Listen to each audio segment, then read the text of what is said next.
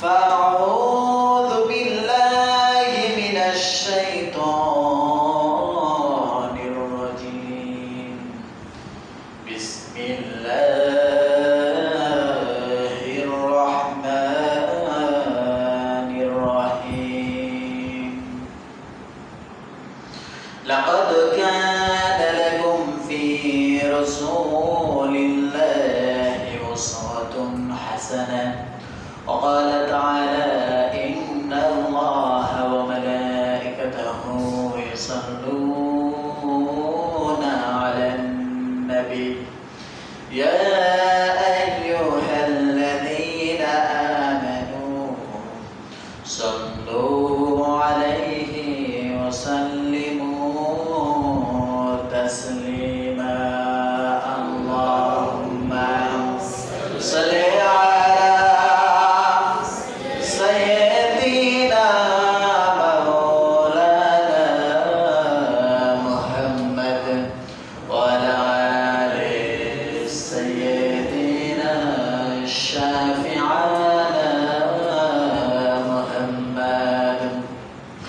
সবাই মহব্বতে জোরে জোরে আওয়াজ করে পড়ি আল্লাহুম্মা সাল্লি আলা সাইয়্যিদিনা মাওলানা মুহাম্মদ ওয়া আলা আলি সাইয়্যিদিনা শাফি'ানা মুহাম্মদ মুহতারাম মুআজ্জাজ সম্মানিত হাজিরিন আমরা সর্বপ্রথম শুকরিয়া জ্ঞাপন করি সেই মহান রব্বুল ইজ্জাত আলামিনের উপর যে মহান রব্বুল ইজ্জাত আলামিন আপনাকে আমাকে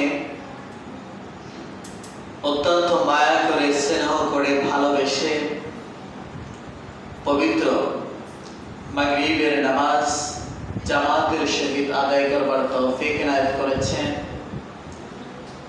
এবং কিছু সময় কোরআন ও হাদিসের আলোক থেকে কিছু কথা বলবার এবং শুনবার তৌফিক এনায়েত করেছেন এজন্য সে মহান রব্বুল ইজ্জাত আলামিনের উপর শুকরিয়া জ্ঞাপন করি সকলের দিল থেকে সমস্যার বলি আলহামদুলিল্লাহ দুরূদ ও সালাম সাইয়্যিদুল মুরসালিন খাতামুন নবিয়্যিন দো জাহানের কান্ডারি রাহমাতুল লিল আলামিন যার সিরাত সম্পর্কে আজকে আমরা আলোচনা করবার জন্য এখানে সমবেত হয়েছি কিয়ামতের ময়দানে কঠিন বিপদের সময় একমাত্র যিনি হবেন শাফায়াতের কান্ডারি সেই জনাবে মুহাম্মদ রাসূলুল্লাহর উপর দিল থেকে সমস্যারে সমস্ত হৃদয় থেকে আবেগটুকু উজাড় করে পড়ি সাল্লাল্লাহু আলাইহি ওয়াসাল্লাম।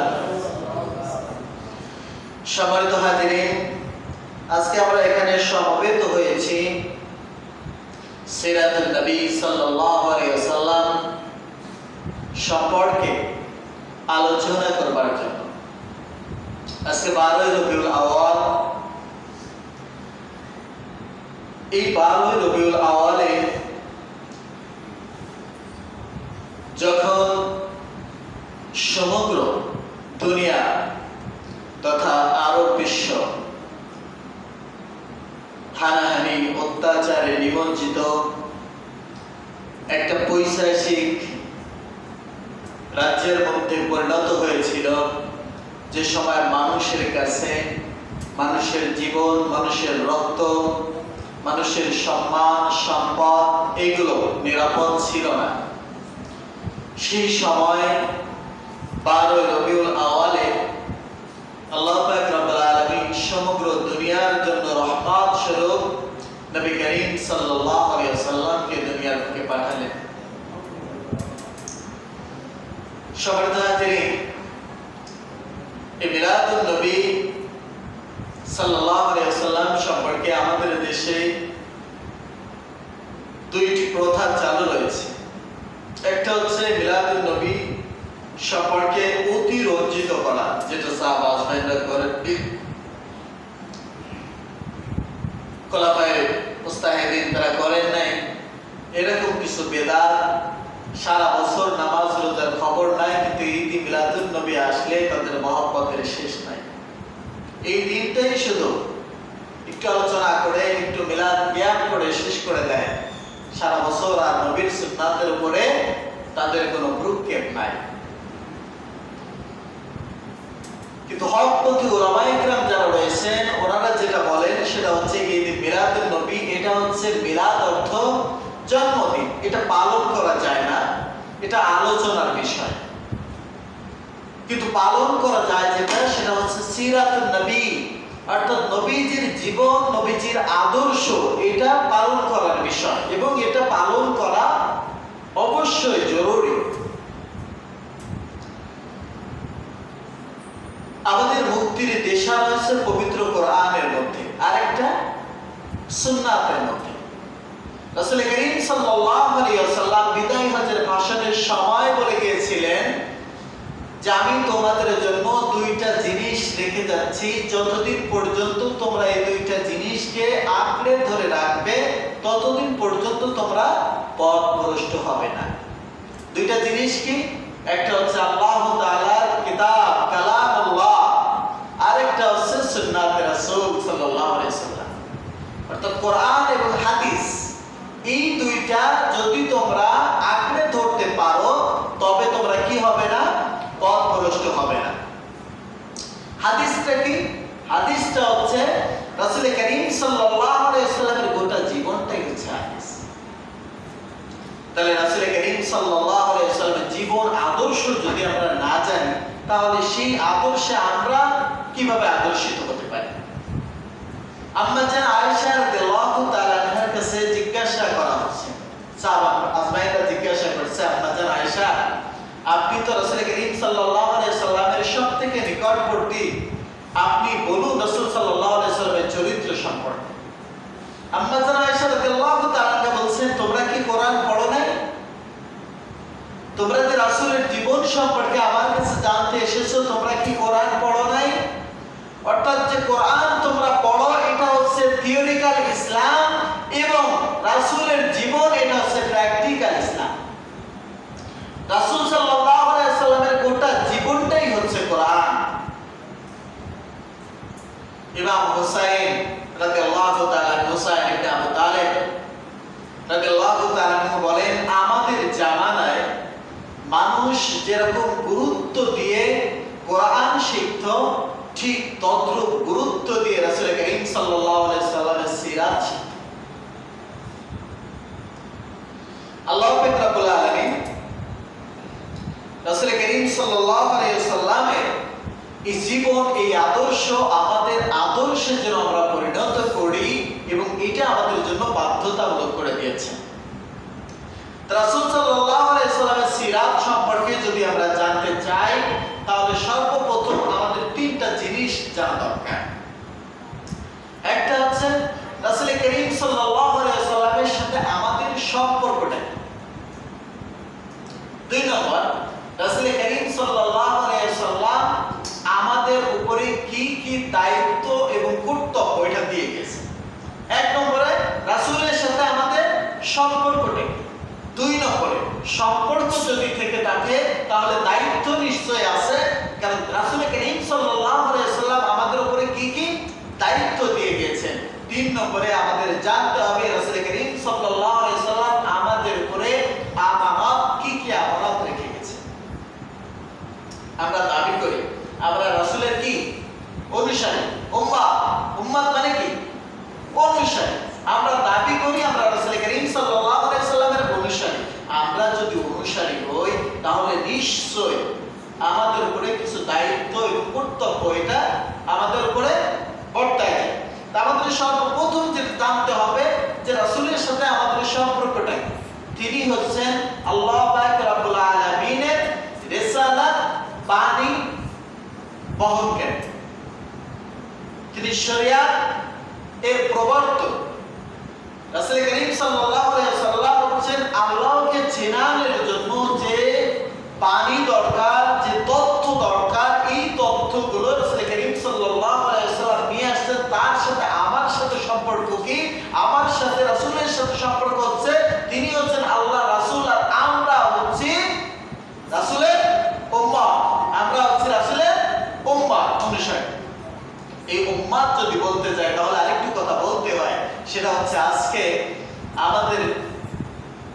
সমাজে আমরা যারা এলেন শিক্ষা করি, আমাদের ক্ষেত্রে দেখেন খুব সুন্দর করে, কত সুন্দর করে আলাদা করে আমাদের ব্রেইনটাকে আলাদা দিকে ডাইভার্ট করে দেওয়া হয়েছে। যদি আমরা বলি দিন, আর দিন হচ্ছে কি আরবি শব্দ, দিনটা কি আরবি শব্দ, এর বাংলা অর্থ যদি আমরা বলি, বাংলা অর্থে তখন অনুবাদ করা হয় এটা হচ্ছে দিন মানে হচ্ছে ধর্ম। যদি আমরা মেনে নিই দিন মানে হচ্ছে ধর্ম, তাহলে আমরা ধর্মকে কিভাবে মেনে নিতে পারি? ধর্ম বলতে আমরা কি বুঝি? ধর্ম বলতে বুঝি মসজিদে এসে 5 ওয়াক্ত নামাজ আদায় করা, সত্য কথা বলা, মানুষের হক আদায় করে দেওয়া। ধর্ম বলতে আমরা কি বুঝি? নামাজ, রোজা, হজ, যাকাত। এই যে কিছু আনুষ্ঠানিকতা, কিছু আনুষ্ঠানিকতার মধ্যে আমাদের ধর্মটাকে আমরা সীমাবদ্ধ করে ফেলেছি। আমরা মনে করি এটাই হচ্ছে ধর্ম, যে 5 ওয়াক্ত আযান হয়ে গেলে নামাজ আদায় করব, রমজান মাস আসলে রোজা রাখবো, হজের সময় আসলে হজ আমার উপরে ফরজ হয়ে গেলে হজ করব, যাকাত যদি আমার উপরে ফরজ হয়ে যায় আমি যাকাত আদায় করব, ব্যাস আমি পাক্কা। আমার থেকে বড় আল্লাহর ওলি আর কে হতে পারে?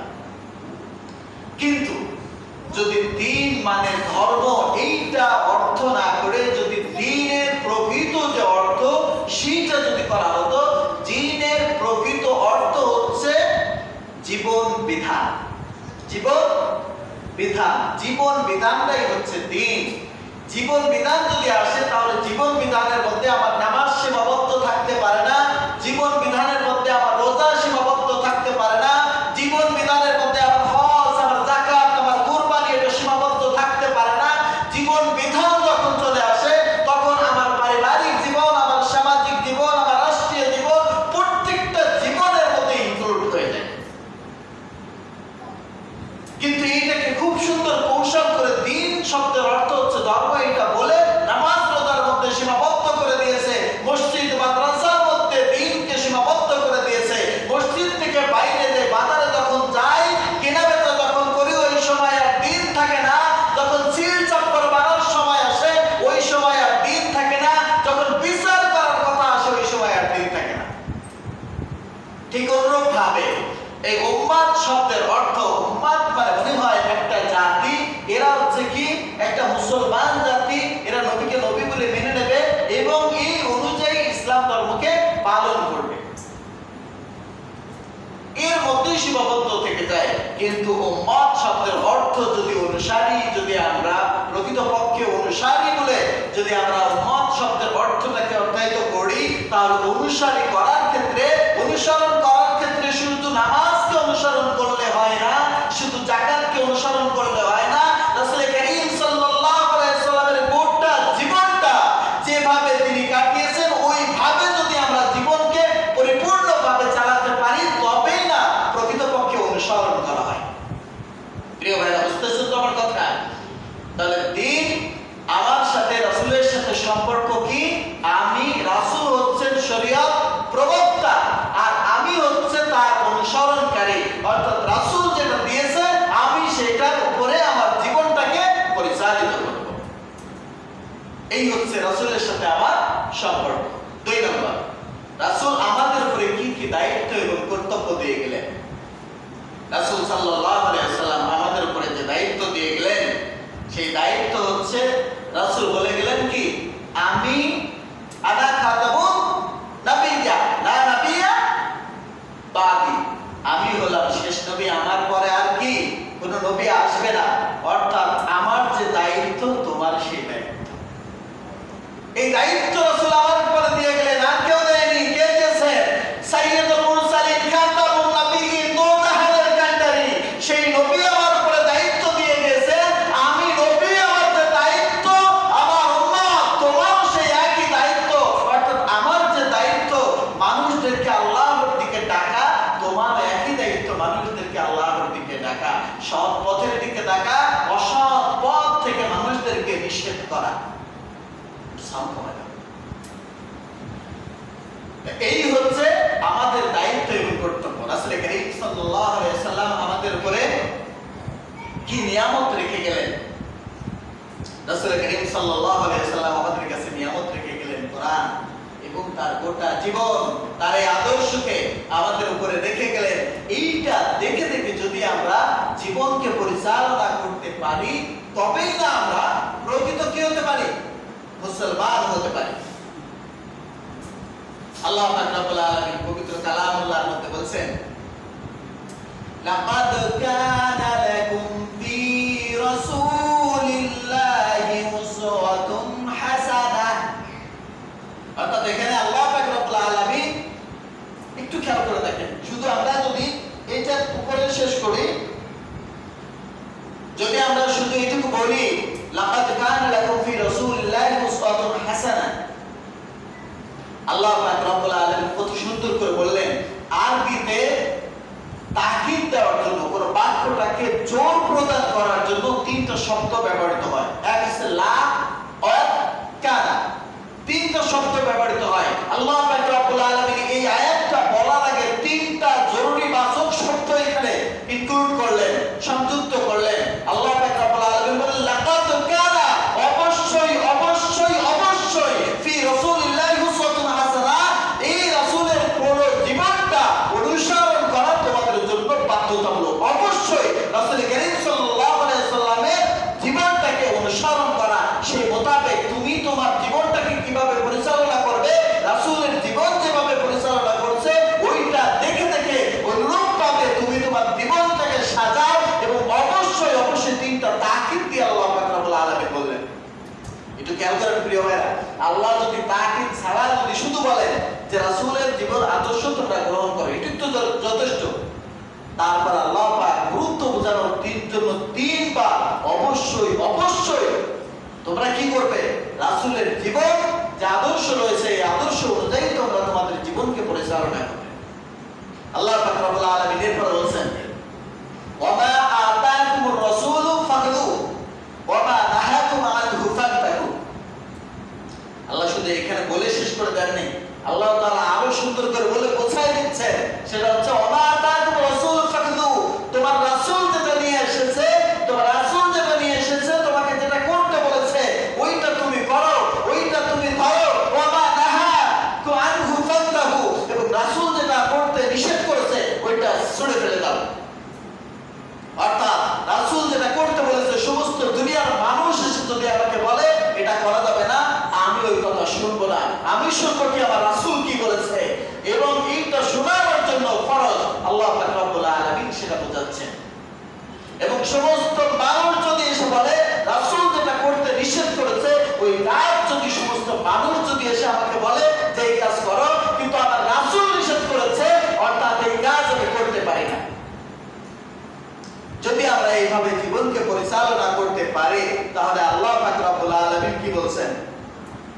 আল্লাহ পাক রব্বুল আলামিন বলছেন, কুল ইন কুনতুম তুহিব্বুনাল্লাহ।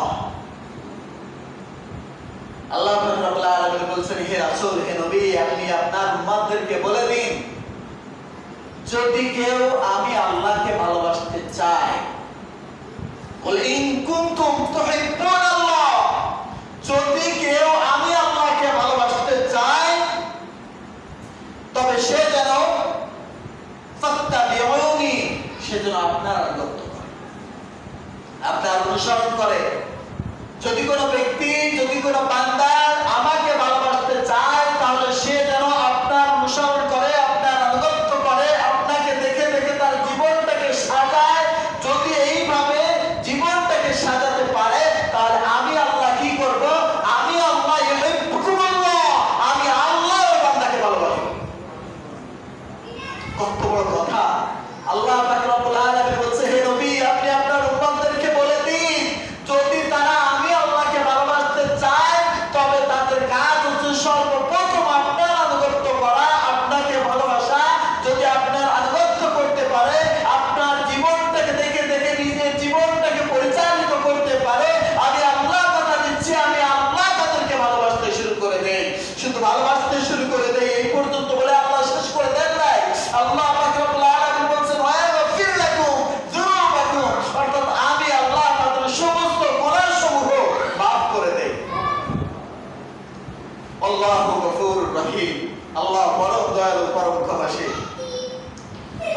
রব্বুল আলামিন যেখানে বলছেন, বান্দা যদি আমি আল্লাহকে ভালোবাসতে চাও তাহলে কি করো?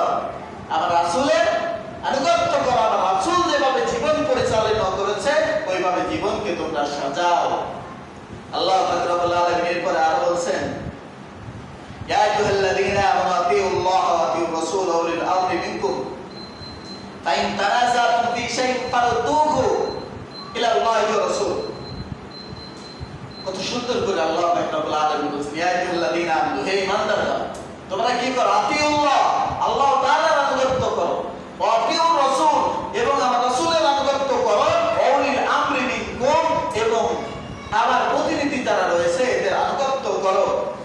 কিন্তু একটা জিনিস তোমরা খেয়াল রেখো, বান্দা আজকে আমি আল্লাহ বলছি যে তোমরা আমার আনুগত্য করো এবং আমার রাসূলের আনুগত্য করো, এবং উলিল আমরি মিনকুম, রাসূলের পক্ষ থেকে যে সমস্ত প্রতিনিধিগণ তোমাদের কাছে যাচ্ছে তাদের আনুগত্য করো। কিন্তু একটা জিনিস তোমরা খেয়াল করো, যদি ওই যে প্রতিনিধি যারা যাচ্ছে এরা যে কথা বলে, যদি এরা মন গড়া কথা বলে, এদের কথাগুলো যদি ওই নেতা যদি যে কথাগুলো বলবে ওই কথাগুলো মানাও তোমার জন্য ফরজ। সেটা এই বক্তা নাইম ইসলাম হতে পারে, আপনার বড় মসজিদের খতিব সাহেব হতে পারে, আপনার এলাকার চেয়ারম্যান সাহেব হতে পারে, কিন্তু আপনার যাচাই করা দরকার যে ওই কথাটা আল্লাহ পাক রব্বুল আলামিন বলছেন, ফাইন তানাযাতুম ফি শাইইন ফারুদ্দুহু ইলা আল্লাহি ওয়া রাসূলিহি, ওই কথাগুলোকে তোমরা কি করো? আল্লাহ এবং আল্লাহর রাসূলের দিকে ছুড়ে দাও। যখন দেখবে যে আল্লাহ এবং আল্লাহর রাসূলের দিকে যখন তোমরা ফিরিয়ে দিলে ওই কথাগুলো, যদি দেখো যে ওই কথার সাথে আল্লাহ এবং আল্লাহর রাসূলের কথাগুলো মিল আছে, তবেই তোমরা সেটাকে কি করো? সেই কথাগুলোর উপর আমল করো, সেইগুলোকে নিজের জীবনকে সাজিয়ে নাও। আর যদি দেখো ওই কথাগুলো তা আল্লাহ এবং আল্লাহর রাসূলের কথার সাথে সাংঘর্ষিক হয়ে গেছে, আল্লাহ এবং আল্লাহর রাসূল যেটা বলেছে এই কথাগুলো তার বিপক্ষে চলে যাচ্ছে, তাহলে সাথে সাথে ওই কথাগুলো ডাস্টবিনের মধ্যে ছুঁড়ে ফেলে দাও। এজন্য প্রিয় ভাইরা, আজকে যদি আমরা একটু খেয়াল করে দেখি, এই যেটুকু আলোচনা করা হলো, এই আলোচনার মধ্যে যদি আমরা একটু খেয়াল করে দেখি যে আজকে আল্লাহ পাক রব্বুল আলামিন কি বলছেন? রাসূলের আনুগত্য করো। কোথায়? শুধু নামাজে, শুধু রোজায়, শুধু হজ যাকাতে।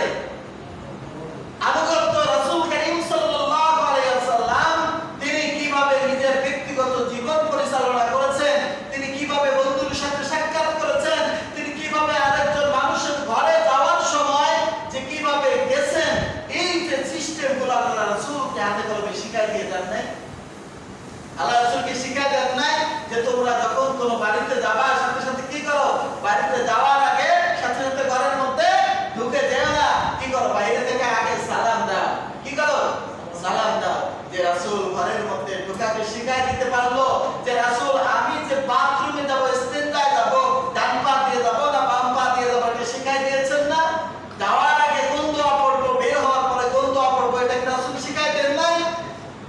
এইভাবে যে রাসূল আমাকে শিখিয়ে দিলেন, আমার ঘরে ঢুকবার সিস্টেম রাসূল শিখিয়ে দিলেন, বাথরুমে যাওয়ার সিস্টেম পদ্ধতি করে শিখিয়ে দিলেন, ওই রাসূল কি সামাজিক বিচার করার সিস্টেম কি শিক্ষা দেন নাই?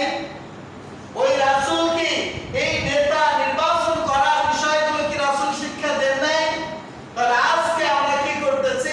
বাড়ি ঢোকার জন্য সালাম এটা আমরা দিতে পারতেছি, কিন্তু যেই সমাজ আজকে আপনারা এই যে আজকে আমরা এখানে বসে আলোচনা করতেছি, এইটুকু আলোচনা করতে গেলেও এই 5 তারিখের আগে এরকম সিরাতুন নবী মাহফিলের নাম শুনলে অনুমতি নেওয়া লাগবে।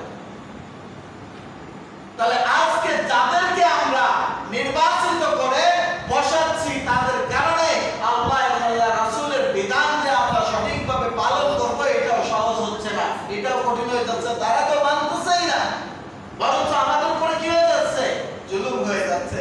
কিন্তু আমরা ওই সময়গুলো কি করতেছি? ওই সমস্ত মানুষদের দিকে দৌড়াচ্ছি। প্রিয় ভাইরা, আজকে যদি আল্লাহ পাক রব্বুল আলামিন কি বলছেন? রাসূল করিম সাল্লাল্লাহু আলাইহি ওয়াসাল্লাম বলছেন যে তুমি এক শ্রেণীকে দেখবে, তারা বলবে যে রাসূল আমি আপনার উপরে ঈমান এনেছি এবং আপনার পূর্ববর্তী যত নবীগণ এসেছে তাদের উপরে ঈমান এনেছি, তারা যে ওহী নিয়ে আসছে এর উপরে আমরা ঈমান আনয়ন করেছি। কিন্তু তারা বিচার ফয়সালার সময় হয় তখন আপনার কাছে আসে না, তখন চলে যায় কাফের মুশরিকদের কাছে। মানুষ সৃষ্ট মতবাদের দিকে চলে যায়, ওই দিকে যেয়ে তারা বিচার মীমাংসা খুঁজতে থাকে। আল্লাহ পাক রব্বুল আলামিন বলেন এরা কি? এরা হচ্ছে ওয়াকাঠ মুনাফিক। এবং মুনাফিকের স্থান কোথায়? ফিত্তাকিল আসফালি মিনান নার। মুনাফিকের স্থান কাফেরের স্থানেরও নিচে। মুনাফিকের স্থান হচ্ছে জাহান্নামের একদম একদম তলদেশে। ওই যে ফিরাউন জালেম, ওই যে নমরুদ, ওই যে কারুন, ওদের থেকেও মুনাফিকদের জায়গাটা হচ্ছে কোথায়? একদম জাহান্নামের একদম তলদেশের মধ্যে রয়েছে।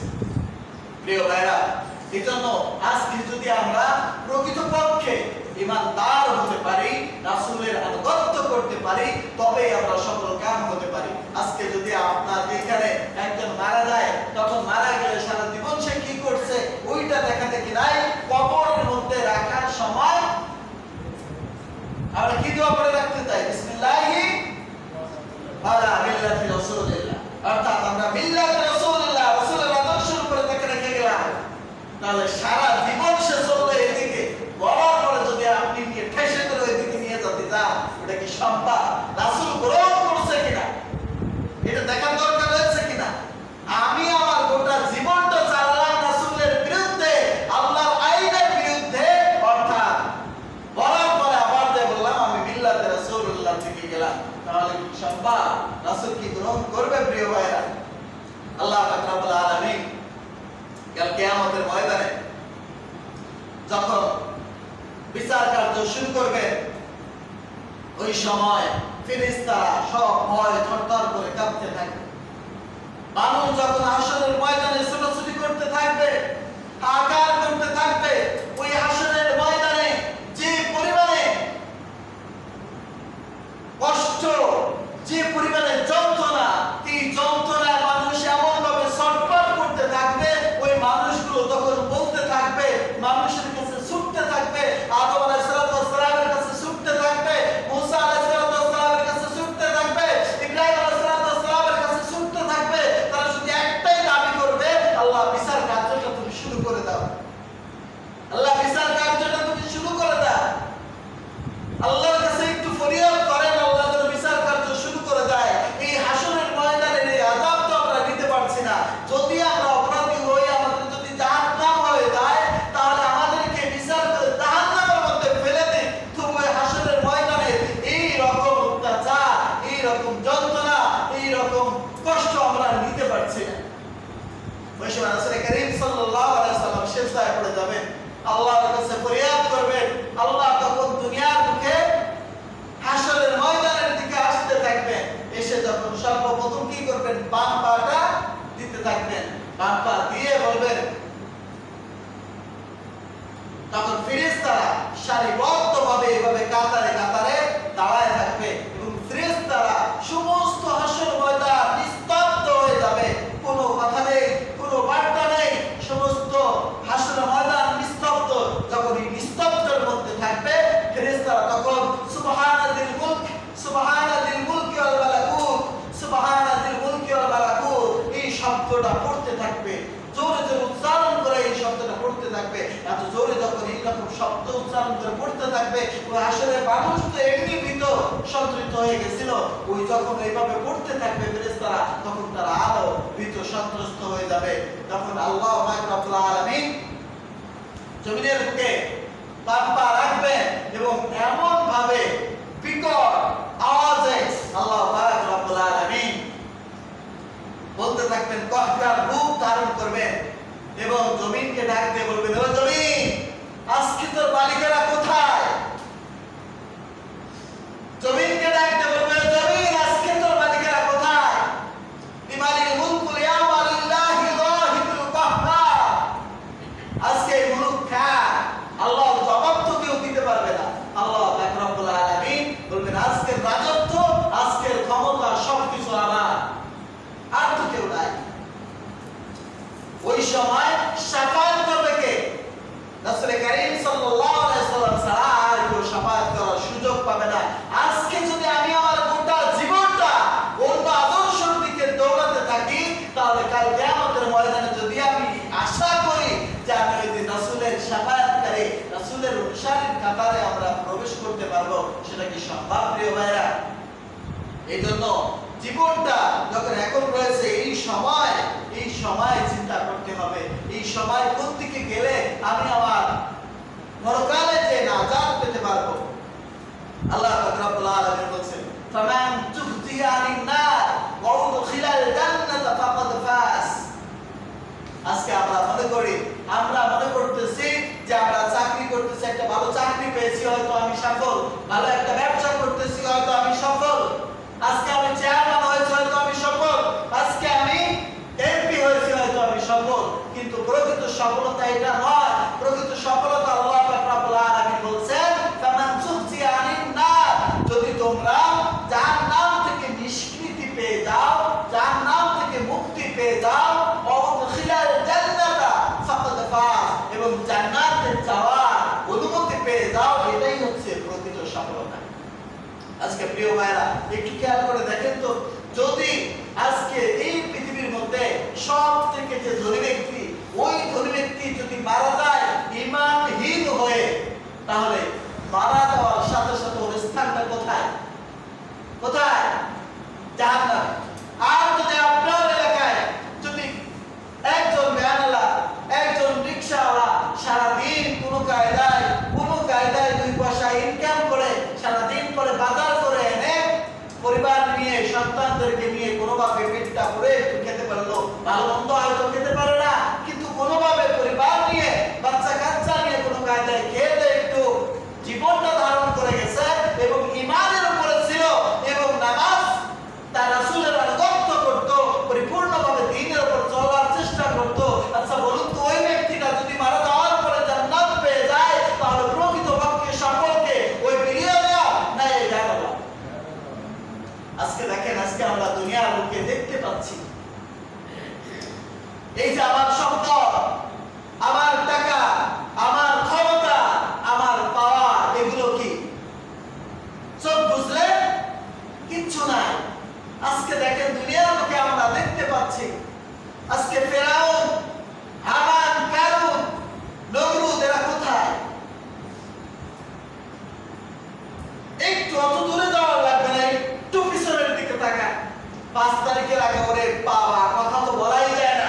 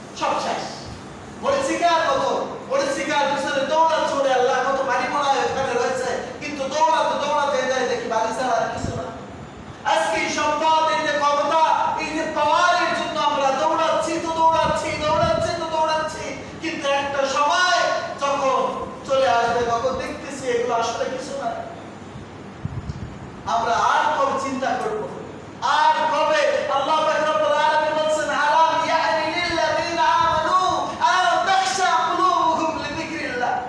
আবার বান্দারা আর কবে তোদের চৈতন্য ফিরে আসবে? এটা আমার কথা না, আল্লাহ পাক রব্বুল আলামিন বলেন আলাম ইয়ানি লিল্লাযিনা আমানু আন তাখশা, কবে তোদের এই মন, এই দিল, এটা ভক্তি বিগলিত হয়ে যাবে, আন তাখশা কুলুবুহুম, তোদের অন্তরগুলো বিগলিত হয়ে যাবে লিযিকরিল্লাহ, আল্লাহ তাআলার স্মরণে। আর কবে? এত কিছু দেখলি বান্দা, এত কিছু চোখের সামনে দেখলি, আজকে সব কিছু তো তোর চোখের সামনে করতে যাচ্ছে, কিন্তু এরপরেও কি তোদের চৈতন্য ফিরে আসে না? এরপরেও কি তোদেরকে সঠিক পথে ফিরে আসতে মনটা সায় দেয় না? কোন অবস্থার মধ্যে পতিত হয়ে রয়েছিস তোরা? আর কবে তোদের চৈতন্য ফিরে আসবে? আর কবে তোরা সঠিক পথ, তোদের মঙ্গল, তোদের কল্যাণ, তোরা এটা দেখতে পাবি? প্রিয় ভাইরা, আজকে দেখেন, যদি আপনার সন্তান ঘরের মধ্যে সুন্দর করে বিছানার মধ্যে এসি রুমের মধ্যে যদি ঘুমায় থাকে, বড় আরামের মধ্যে ঘুমায় রয়েছে, ওই সন্তান তো জানে না বাইরে ঘরের মধ্যে আগুন জ্বলে গেছে। যদি আপনি বাপ যদি পিছন থেকে বাইরে থেকে দেখেন যে ঘরের মধ্যে আগুন জ্বলে গেছে, আমার সন্তান হয়তো ভিতরে বসে কিছু টের পাচ্ছে না, এসি রুমের মধ্যে শুয়ে আছে, কিন্তু আপনি যদি ওই সন্তানকে ঘুম থেকে যদি এখন যদি বের করে আনা লাগে, তাহলে ওই সন্তানকে তো ঘুম থেকে জাগ্রত করা লাগবে, এসি রুম থেকে বের করে রোদের মধ্যে আনা লাগবে। আর আপনি যদি বিবেকবান না হন, তাহলে কি করবেন? ওই সন্তানকে ঘরের ভিতরে রেখে দেবেন, নাকি বাইরে যতই গরম থাক না কেন বাইরের মধ্যে তারা নিয়ে আসবেন? না আসলে তো একটু পড়লো, ও তো পড়লো। আজকে প্রিয় ভাইরা, আজকে আমরা দেখতেছি এসি রুমের মধ্যে রয়েছি, বড় আরামের মধ্যে রয়েছি, কিন্তু প্রকৃত পক্ষে তো আমরা আগুনের কুণ্ডলের মধ্যে ঘেরাও হয়ে গেছি। এই আগুনের কুণ্ডলের মধ্যে থেকে যদি আমরা বের না হয়ে যাই, তাহলে ওই এসি রুমের মধ্যে ওই সন্তানটা যেভাবে আগুনের মধ্যে পড়ার জন্য তৈরি হচ্ছে, আমি আপনি আমরাও আগুনের মধ্যে পড়ার জন্য তৈরি হয়ে যাচ্ছি। প্রিয় ভাইরা, একটু খেয়াল করে দেখেন, আজকে যদি হক কথা বলতে চাই বাধা আসে, আজকে আপনি বাইরে যাবেন, বাজারে যাবেন, আপনি কত নজরটাকে নিচের দিকে রাখবেন, বেগানা মহিলার দিকে আপনি না চাইলেও নজরটা যাবেন। আপনি গাড়ির ভিতরে উঠবেন, ওঠার সময় দেখবেন একই জিবাইকে যদি উঠতে চান, তাহলে পাশে আপনার বেগানা মহিলারও রয়েছে, পাশে বসতেই হচ্ছে। বাজারের মধ্যে যাচ্ছেন, ঈদের সময় যদি বাজারে যাই, যতই আমি সেভ করে যাই না কেন, ওই মহিলাকে সাথে একসাথে খেলাধুলি কষাকষি ছাড়া কোনো উপায় নাই। আজকে আপনি একটু ব্যবসা করবেন, কোনো সুযোগ নাই, সুদ ছাড়া কোনো সুযোগ নাই, কারণ অর্থনীতি তো সুদে। তাহলে এই আগুনের মধ্যে আমরা পড়ে গেছি কিনা? আজকে সমাজ ব্যবস্থা প্রত্যেকটা জায়গায় আল্লাহ পাক বলছেন, যদি কেউ বিচার ব্যবস্থা আমি আল্লাহর কোরআন দিয়ে না করে, যদি মানুষ সৃষ্ট মতবাদের দ্বারা যদি বিচার ফয়সালা করে, তাহলে কি হয়ে গেল? মুনাফিক হয়ে গেল, ইসলাম থেকে বের হয়ে গেল, খারিজ হয়ে গেল। কিন্তু আজকে আপনি জুলুমের শিকার হয়েছেন, আপনার জমি কেউ দখল করে নিয়ে গেছে, আপনি এখন যাবেন কোথায়? আপনার দেশে তো দিন কায়েম নাই, কোরআন দিয়ে তো বিচার হয় না, আপনাকে বাধ্য হয়ে মানুষ সৃষ্ট মতবাদের দিকে আপনাকে ছুটতে হচ্ছে, বিচার ব্যবস্থার মধ্যে ছুটতে হচ্ছে। তাহলে আমরা পরিবেশ দিক থেকে, চতুর্পাশ থেকে আমরা ঘেরাও হয়ে গেছি, আগুনের মধ্যে ঘেরাও হয়ে গেছি। আগুন থেকে যদি আমরা বের না হতে পারি, তাহলে ওই অবস্থা আমাদের পতিত হয়ে যেতে পারে। এর থেকে বের হতে গেলে সর্বপ্রথম আমাদের দায়িত্ব, সেটা হচ্ছে আল্লাহর জমিনে আল্লাহর দ্বীন কায়েমের জন্য প্রচেষ্টা করা। যদি আমি প্রচেষ্টা করতে পারি, যদি দ্বীন কায়েম নাও হয়, তবু আমি আল্লাহর কাছে ওই দিন জবাব দিতে পারবো যে আল্লাহ, এই সমাজের মধ্যে আমি তো বেষ্টিত হয়ে গেছিলাম, আমি ক্ষুদ্র মানুষ, আমার দ্বারা এই জাল ছিন্ন করা সম্ভব ছিল না, কিন্তু আল্লাহ, আমি ক্ষুদ্র মানুষ,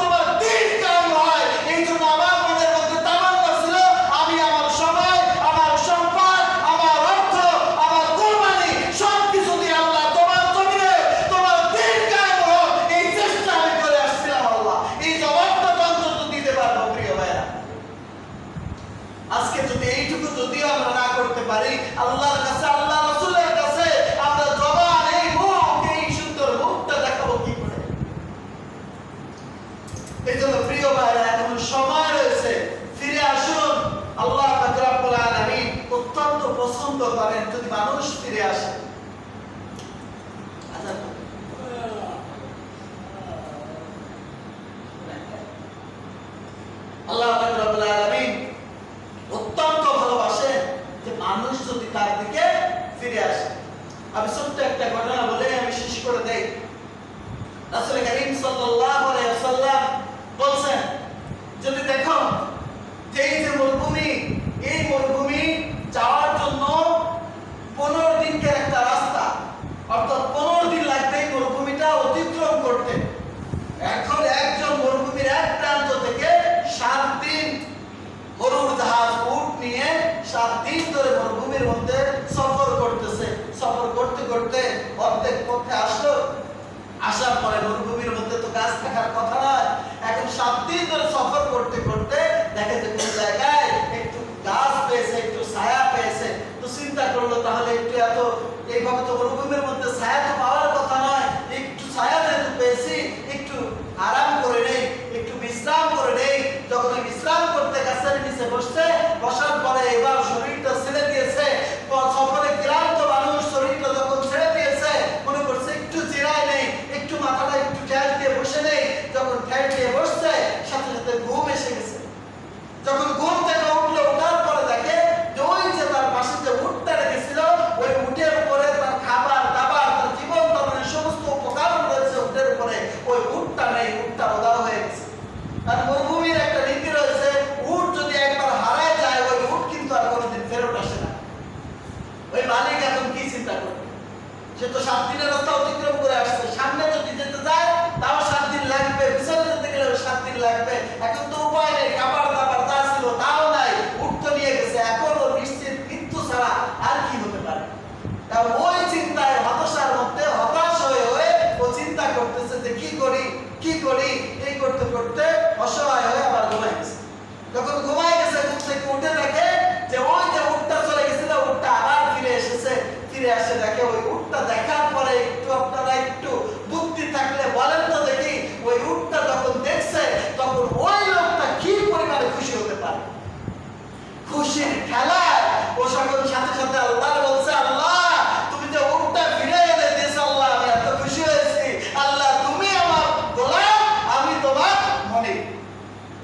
উল্টায় ফেলছে, খুশির খেলায় উল্টায় ফেলছে। রাসূল করিম সাল্লাল্লাহু আলাইহি ওয়াসাল্লাম বলছে, আমার উম্মত ওয়া সাহাবীরা, ওই যে ব্যক্তি হারানো উট ফিরে পাওয়ার পরে যে পরিমাণে খুশি হয়ে যায়, আমার আল্লাহ যদি তার কোনো গুনাহগার বান্দা আল্লাহর দিকে ফিরে আসে, আমার আল্লাহ তার থেকেও বেশি খুশি হয়ে যায়। সুবহানাল্লাহ। আল্লাহ শুধু খুশি হয়ে যায় এটা বলছেন না, আল্লাহ বলছেন ইল্লা মান তাবা ওয়া আমানা ওয়া আমিলা আমালান সালিহান ফাউলাইকা ইউবাদদিলুল্লাহু সাইয়্যাতিহিম হাসানাত। আল্লাহ বলছেন বান্দা তুই যদি তওবা করিস, তুই যদি খাঁটি মনে আমার দিকে ফিরে আসিস, আমি আল্লাহ কি করি? আমি আল্লাহ খুশি হয়ে যাই। ওই উট আমার থেকেও খুশি হয়ে যায়। শুধু খুশি হয়ে যাই তাই না, আমি আল্লাহ তোর সমস্ত গুনাহগুলো মাফ করে দেই। আল্লাহ বলছেন সমস্ত গুনাহগুলো মাফ করে দেই। শুধু এমন না, যদি এই যে দেখেন, যদি একটা কাগজের পরে সুন্দর করে লেখা রয়েছে, এগুলো যদি মুছে যায় তাহলে কি থাকে? সাদা কাগজ। কি থাকে? সাদা কাগজ। আল্লাহ বলছে বান্দা আমি তোর আমলনামাটা এইভাবে সাদা কাগজ রাখতে আমি আল্লাহর মনে সায় দেয় না। অর্থাৎ তুই যে গুনাহ করেছিলি ওইগুলো তো আমি আল্লাহ মাফ করে দেই, বরঞ্চ শুধু মাফ করে দেই না, ওই গুনাহগুলোকে নেকি দ্বারা পরিবর্তন করে দেই। তাহলে প্রিয় ভাইরা, আল্লাহর দিকে ফিরে আসার দরকার রয়েছে কিনা? আল্লাহ রাসূলের আনুগত্য করার দরকার রয়েছে কিনা? আমি আমার গোটা জীবন, আমার পারিবারিক জীবন, আমার সামাজিক জীবন, আমার রাষ্ট্রীয় জীবন, প্রত্যেকটা জীবন যেন আল্লাহ রাসূলের আনুগত্য করে জীবনকে পরিচালনা করতে পারি। আল্লাহ পাক রব্বুল আলামিন আমাদেরকে তৌফিক দান করুন। আখির দাওয়ানা আলহামদুলিল্লাহি রাব্বিল আলামিন।